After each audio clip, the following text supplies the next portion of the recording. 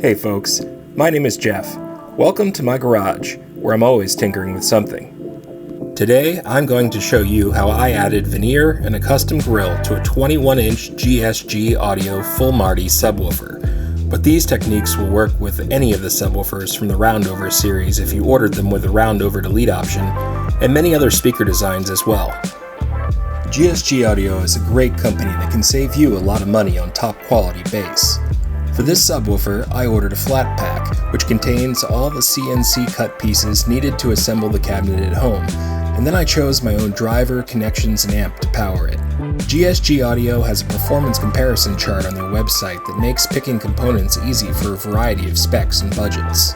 GSG Audio currently has instructions on their site to finish flat pack kits with paint, but I wanted my subs to match the Klipsch Heritage line speakers that I have in my home theater, so I developed this method of adding real hardwood trim and veneers and custom grills to complete the look. This video starts with the steps that are needed to customize these speakers with veneer and grills. If you'd like to use this video to veneer your own GSG Audio subwoofer, go ahead and complete the build up to the point where the only pieces that remain to be installed are the outer front baffle and rear panel. Then we can begin.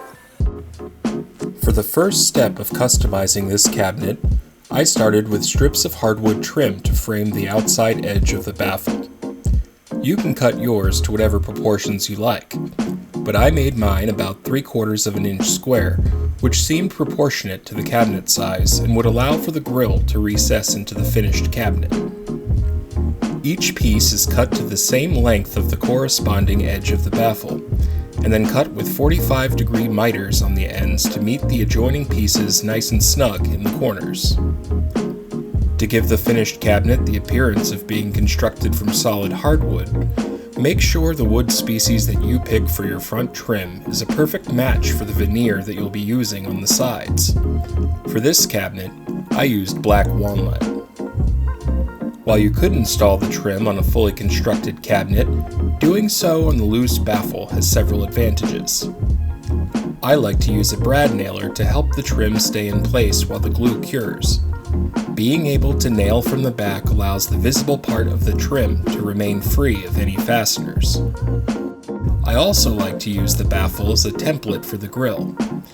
Keeping the baffle loose until the grille board is cut makes it easier to use a router for trimming the driver and portholes.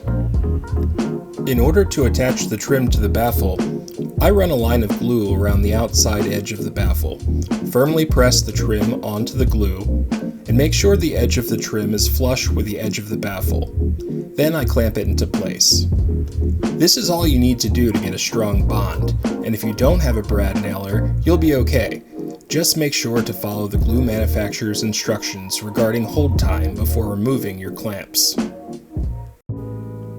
One of the features that I've included in my build are magnets embedded in the baffle that are invisible when the grille is off, but firmly hold the grille in place when it's on. In order to create the magnet recesses, I'm using a drill bit that is the same diameter as the round neodymium magnets I purchased for this project. You could drill these holes with a hand drill too, but a drill press can help with precision. To get the depth correct and repeatable, I did a couple of tests on a piece of scrap wood and then marked the appropriate place on the drill bit with a masking tape flag. The correct depth to complete this project is deep enough for the number of magnets needed for the holding power that you want, plus just enough space to skim over them with wood filler so that they can disappear into the baffle after you've painted it. In this clip, I've drilled 4 corners of the grills. I later decided that magnets halfway between the corners and the long edges would be needed to keep the grill from bowing, so I drilled 6 magnet recesses total. Before gluing in the magnets, start with a test fit to ensure they're snug and leave the desired gap for wood filler. Wood filler alone will not be enough to secure the magnets in the baffle. To ensure permanent placement and protect against future damage to your baffle finish, you'll want to make sure the magnets are firmly glued in. I like using super glue because it has great hold and dries fast, but other options should work fine too. Make sure the magnets are fully seated with a gap for wood filler above them before the glue begins to cure. Once the magnets are securely in place and the glue has cured, you can fill the shallow gap between the top of the magnets and the face of the baffle with wood filler. Use a putty knife to press the wood filler into the hole and smooth the front flush with a baffle. After a quick sanding with 220 grit, you're good to go.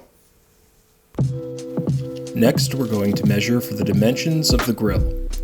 Measure the space inside the trim in both directions, then subtract 1/4 inch from each measurement to account for the grill cloth. I'm using hardboard from a big box store to make my grill. A table saw makes quick work of it, but this can be cut with a box cutter and a straight edge too. Just go slow and make several passes. Place the grill board in the baffle to test the fit. It should fit inside with an 1/8 inch gap on all sides. Next, I'm going to clamp the grill board in the baffle on all 4 corners, being careful to maintain an equal gap on all 4 sides of the board. Now flip the board over and carefully trace the holes in the baffle for the port and the driver. I'm going to move the grill board to the other side of the baffle to use it as a template for trimming with a router. Having the openings traced on the grill will ensure proper alignment. Using the lines that I've traced on the grill board, I'll now align it on the back side of the baffle and clamp it in place. The reason I'm swapping the grill board from the front to the back of the baffle is to make use of the same router bit that I'll use later to trim the veneer, which has a bearing on the bottom of the cutter. I can't place the grill board within the trim and cut it from the front because the trim will block the frame of the router. If you already have a router bit with a bearing on top of the cutter, you could simply place the grill board inside the trim, clamp it, and cut it from the other side, skipping the step of tracing the cutouts.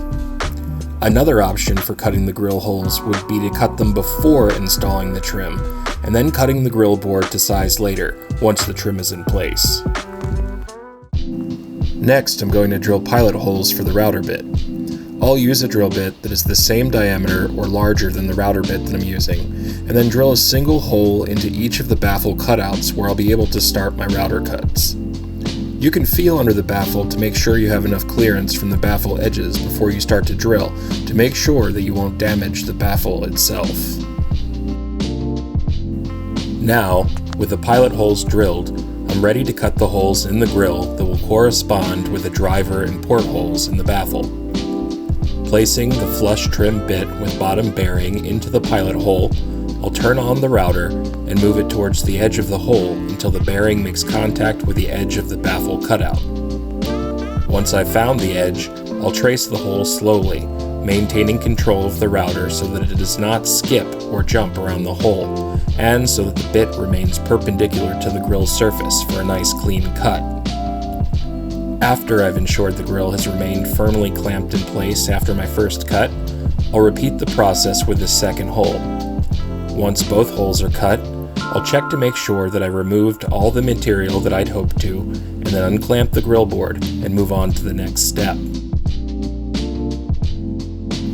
Now that the trim and grill are complete, I can permanently attach the front baffle to the rest of the cabinet.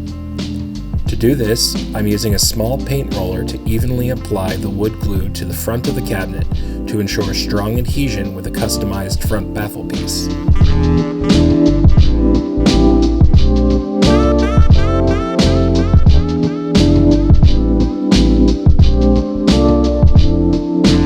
When the glue is evenly applied, I can place the front baffle on the cabinet. You want to work quickly to ensure that the corners of the baffle are perfectly aligned with the corners of the rest of the cabinet. This is really important. For tight seams, you can clamp the baffle in place around the inside of the driver hole, or weigh the baffle down with something heavy. If only using weight, I recommend taping the corners to keep the baffle from sliding out of alignment when the glue is wet. For my project, I used a brad nailer again to help secure the baffle in place while the glue cures.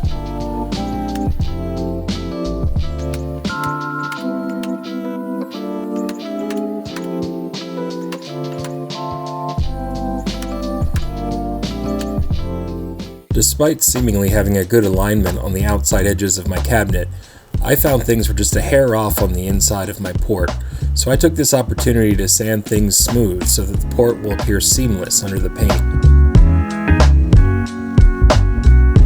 In this clip, I'm adding wood filler to all the holes that I made with my nailer. If you used clamps or weight to affix the front baffle, you could probably skip this step, although it couldn't hurt to try skimming over those magnets a second time to make sure that they're perfectly level with your baffle.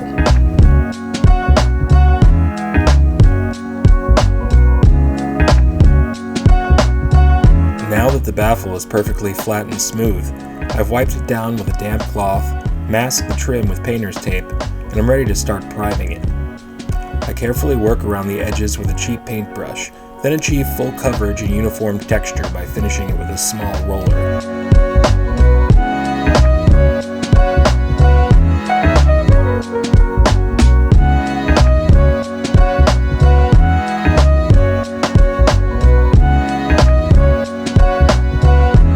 Deep into the port, I inserted a wooden dowel into the handle of the roller and rolled towards the center from both the front and the rear of the port.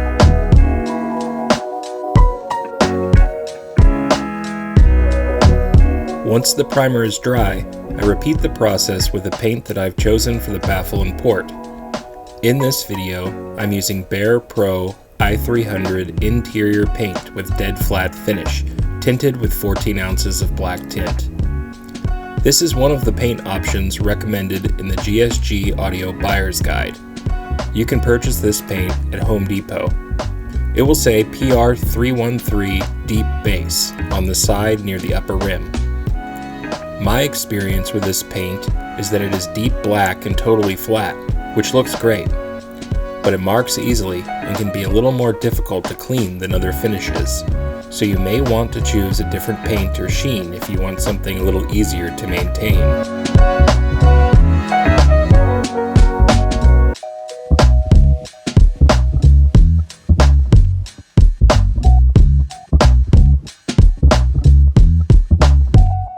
While I have the primer and paint out for the baffle and port, I've coated the inside of the rear panel as well. I've saved the installation of the rear panel until now so that I could paint everything all at once, and so that I could retain access to the port from the rear of the cabinet for ease of painting. Once all the paint is dry, it's time to glue up the final piece of the kit. You'll want to make sure that the rear panel is thoroughly glued to the rest of the cabinet. It's worth taking the time to coat both sides of every joint carefully to ensure that there will be no air leaks or unwanted vibrations later.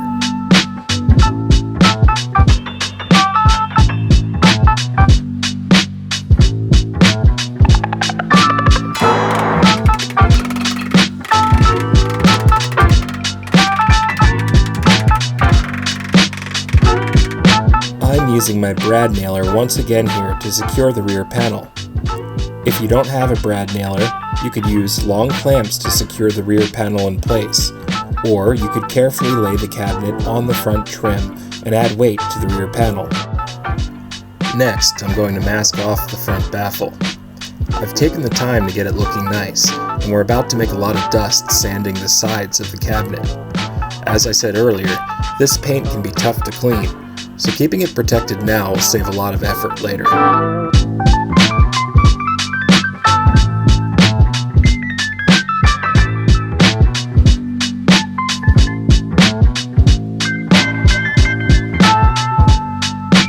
Now that the baffle is masked off, I'm going to sand all four sides of the cabinet to make sure there is a smooth transition between the trim, front baffle, and the sides of the cabinet.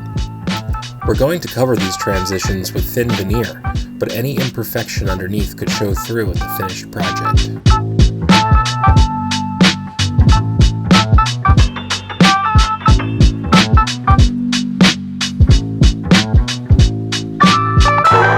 Now it's time to start laying out the veneer. To make sheets of dimensional veneer, often multiple pieces of veneer are joined to create the larger piece. Book matching is one way of joining the smaller pieces to create mirror images on the larger sheet. This can allow the maker to create balance in the cabinet with careful placement. Here, you can see that my sheet of veneer is almost exactly twice the width of the cabinet, and each half contains a book-matched pattern, which will allow me to create an attractive, balanced look on the cabinet sides. Now that I know where I want to take my veneer from on the sheet, it's time to cut the first piece. I recommend measuring the cabinet in both directions and cutting a piece of veneer that is 1/4 inch longer in each direction. This will give you a little wiggle room when it comes time for the glue up. I cut the veneer in thin passes, using a straight edge and a box cutter. When cutting near the edges, I recommend cutting in toward the veneer instead of out. This will help keep the edges crisp and safe from tearing.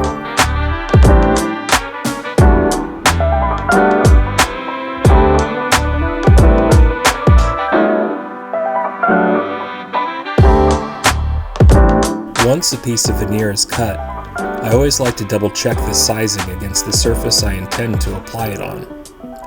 With the veneer centered on the cabinet side, I like to be able to feel a small overhang on all 4 sides to make the placement a little more forgiving. The last thing that I like to do before I get the glue out is to thoroughly brush off any dust or debris that might be on the cabinet surface. If the surface isn't perfectly clean, this could create imperfections in the veneer, or bubbles where the veneer failed to fully adhere to the substrate. Now it's time for the fun part. I apply the glue to the cabinet first, using the same method that I used to apply the baffle. Using a small roller, I create an even coat of glue across the entire cabinet surface, working quickly to get even coverage, but not over-rolling and creating too much texture. Next, I'm going to repeat this process on the veneer itself. I like to try to apply a thinner layer of glue on the veneer than I did on the cabinet for 2 reasons. For one, by applying the glue on the cabinet first, that surface will have a longer time to dry than the veneer does. A slightly thicker application on the cabinet will help compensate and result in more even drying. Second, veneer is very thin, and depending on the veneer type, you run varying degrees of risk that glue may soak deep enough into the veneer that it could become visible through the front. A thinner glue application helps to ensure that the glue begins to dry before it saturates the veneer. Now is a good time to mention that I'm using a paper-backed veneer for this project, which will provide a little more protection from soak-through. I actually prefer working with unbacked veneer, but it proved too challenging to source for a project this large. The next step is to wait until the glue almost feels dry to the touch. When you drag your finger across the surface, it should just barely leave a mark. For a larger project like this, I recommend having someone to help you place each piece, but it's manageable alone if you're careful. When placing the veneer, it is best to begin smoothing it onto the cabinet from one side and working it slowly toward the other, or applying the middle first and smoothing it toward the outsides to minimize the chance for air bubbles to become trapped under the veneer. Air bubbles under your veneer are very difficult to remove later and will be visible in your finished project. Once the veneer is laid down in place, I'm going to use an iron to smooth it out, eliminate any bubbles that remain, and create a permanent bond between the 2 glued surfaces. In this video, I'm working with black walnut veneer, and I intend to give it a light sanding before I apply finish, so I'm comfortable using the hot iron directly on the veneer. Some wood species burn or burnish more easily. For these, I recommend placing a plain paper bag between the iron and the wood to better protect the veneer from the pressure and direct heat of the iron. As with the initial placement, you'll get the best results working across the veneer or from the inside out to help force any air that might remain under the veneer to escape through the outside edges before the glue is fully cured. The heat from the iron will help loosen up the glue and give you one last chance to get things laid perfectly flat. For this process, I'm using an ordinary iron with the heat turned all the way up, but I'm not using steam. Work as long as you need to get things firmly affixed where you want them, but do not over-iron if you can avoid it.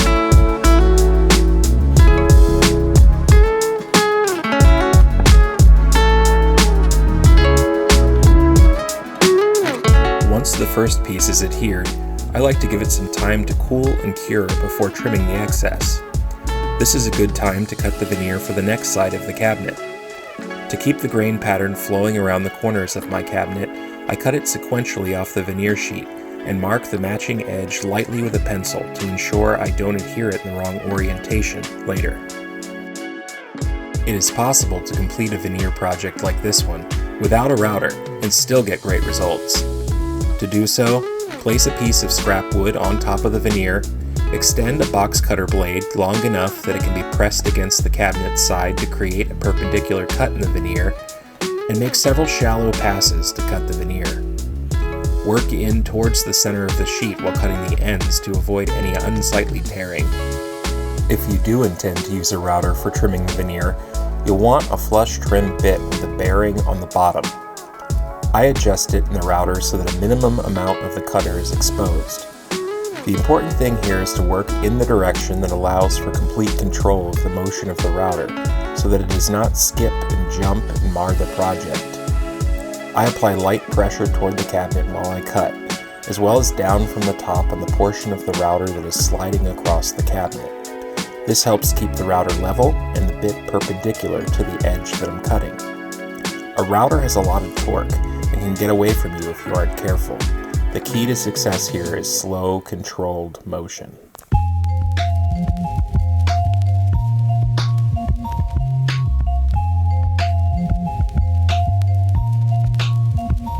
Here, you can see how crisp of an edge you can get with a router and a sharp bit. You'll notice that once the veneer is trimmed on the front of the cabinet, the edge between the veneer and the trim is virtually indistinguishable, creating the effect that each side is made with one solid piece of wood.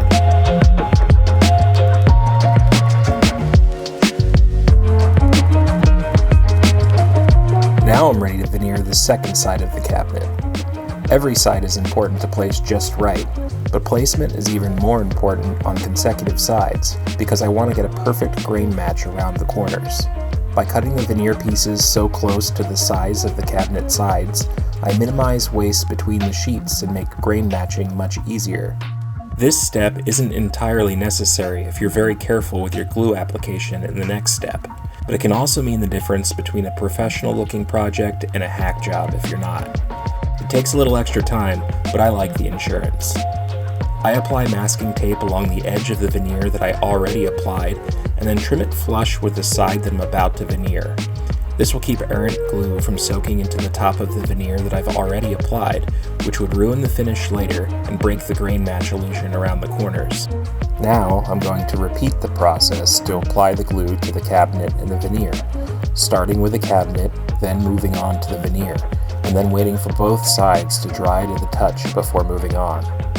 At this point, if the glue is dry to the touch, it should be safe to remove the tape. By pulling it off slowly and at an angle, I can ensure that I don't tear out any of the grain. I like to remove the tape now instead of after the glue up because it takes the guessing out of grain matching. Next, I'm going to apply the second piece of veneer just like I applied the first one, paying extra special attention this time though to how the grain on the second piece aligns with the edge of the previous piece of veneer that I applied. These shorter sides of the cabinet are much easier to work with. Although I'm moving fast in this video, I want to reiterate that you'll get the best results from your trimming if the glue has cooled and cured before you start. This is a good time to be cutting your next piece of veneer. Now that the latest piece of veneer is fully affixed to the cabinet, I proceed to trim it the same way that I did the first piece, with slow, controlled motions to get clean cuts on all four sides. Once the second piece of veneer is trimmed, I can see how I did with the grain matching. Not bad.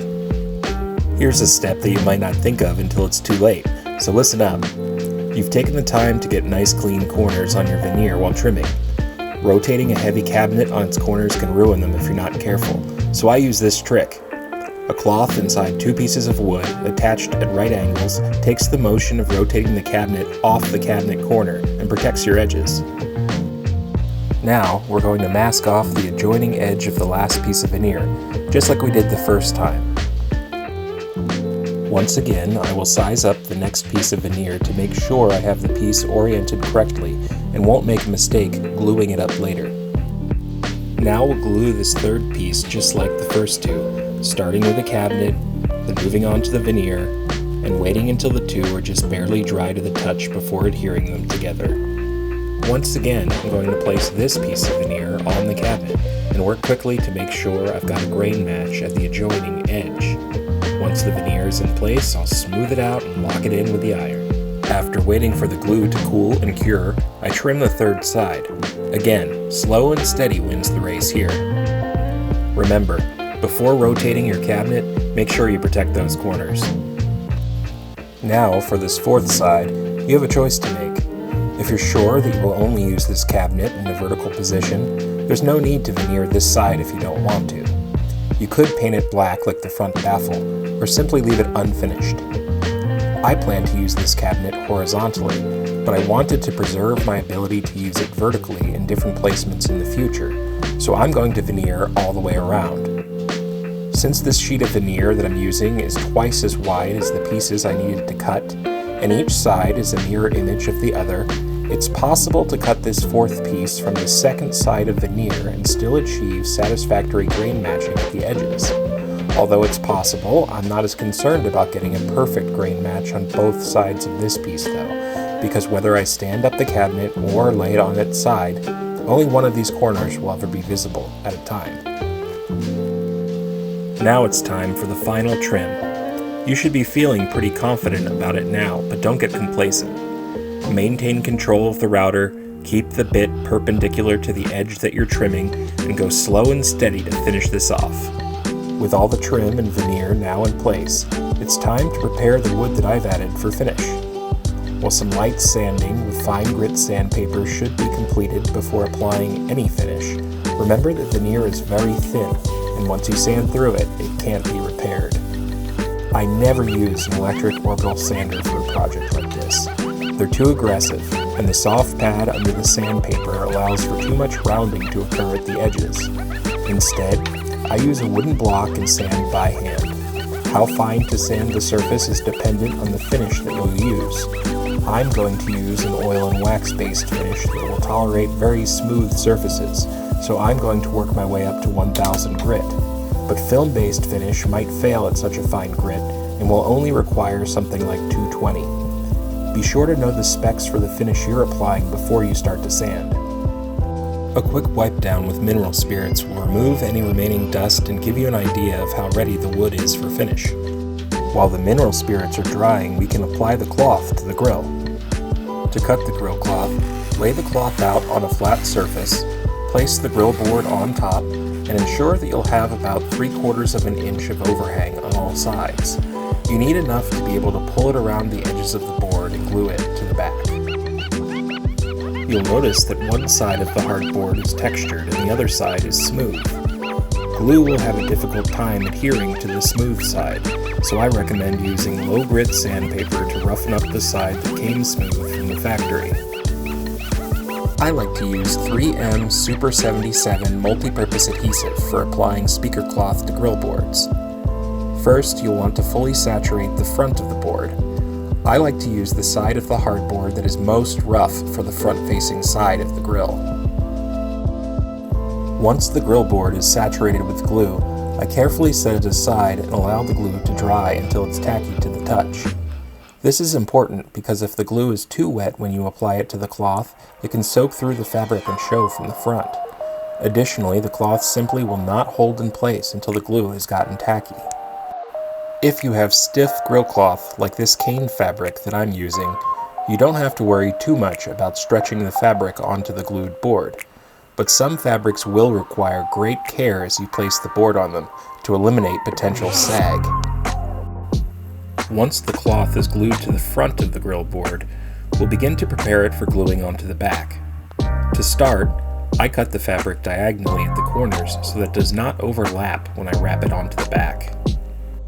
Once all 4 corners have been cut, it's time to begin applying the glue to the back of the grill board. These 3M Super 77 cans spray the glue in a straight line, making it easy to get glue everywhere you want it and nowhere that you don't. Work carefully to apply the glue all around the edges of your board and then allow it to dry until it is quite tacky to the touch. Once the glue is tacky, Stretch the cloth around the grille board and press it into the glue. Start small and work your way along the board, inch by inch, until each side is completely folded over the board. If the cloth does not adhere immediately, you may have to wait for the glue to dry just a bit more. Keep pressing the cloth into the glue and it will soon stick in place. Before we painted the front baffle, we embedded some strong neodymium magnets into it. Once the grille cloth is firmly affixed to both sides of the grille board, we can begin installing the magnets needed on the grille side. To get the correct placement and polarity on our grille board, the best way to start is to affix one magnetic disc at each magnet location on the baffle. The discs should flip to the correct polarity on their own. With the magnets in place, the next step will be to prepare them for gluing to the grille board. The magnets will come with an ultra-smooth finish that glue can have a difficult time adhering to. In order to ensure a better hold, I recommend roughing the glue side up with coarse sandpaper. Once each magnet has been prepared for glue, I apply a drop of superglue on every one. You'll notice that I have left masking tape in place around the outside edge of the baffle. This is important for keeping excess glue from making contact with the baffle, but we'll need it there once we begin to finish the trim as well. With glue applied to each magnet, simply lay the grille into the trim, making sure that the port cutout is on the correct side, and allow the glue to cure. For my build, I'm using Odie's oil for the finish. Odie's is one of my favorite finishes for woodworking. It's non-toxic, smells great, and wipes on and buffs off, requiring no sprayer and eliminating any hassle with brush marks. A little bit goes a long way, but it does take some elbow grease to spread it around. After I've applied the first coat, I'll use a clean, lint-free rag to buff it to a gloss finish. After the first coat has cured for at least 24 hours, I can decide whether it needs additional coats to get the desired result. And that's it. Now I have a fully finished walnut cabinet with custom magnetic grille.